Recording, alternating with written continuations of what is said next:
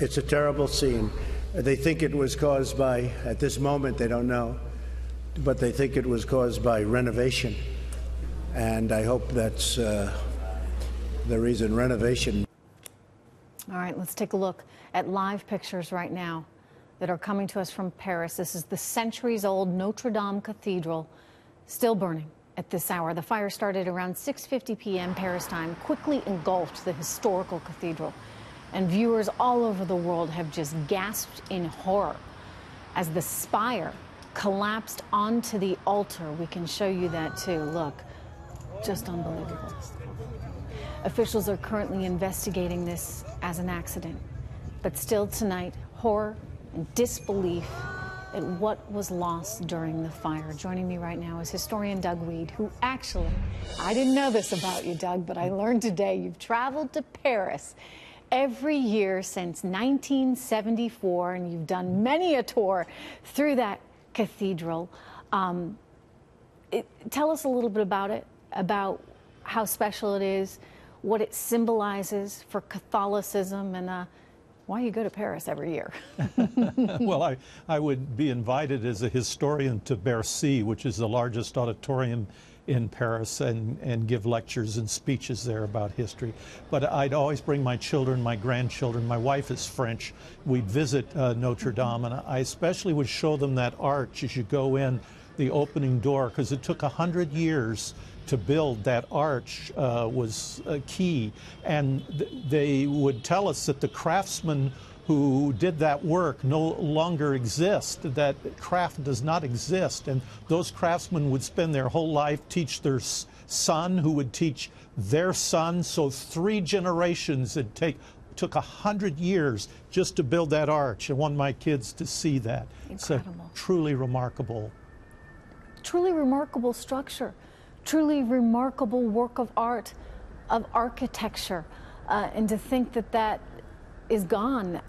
You know, people are grieving for a loss of history, I suppose, there tonight.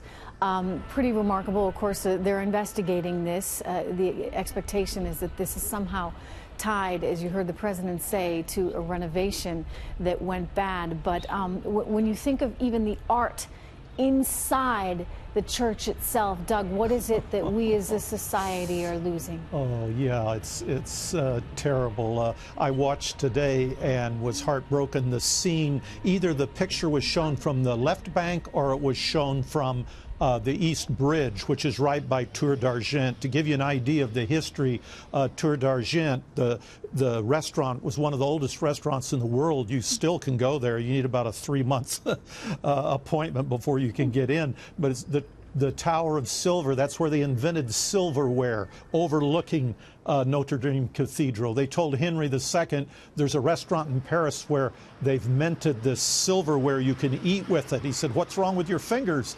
They said, well, now you won't have to get your fingers dirty because you can wash the silverware. He said, well, you can wash your fingers. But the next time you sit down to eat, remember, this is part of the heritage that comes to us from France. We're well aware of our Anglo heritage, but the French heritage, the Ile de la Cité is this little island that Notre Dame is on, and the Seine River splits on either side of it.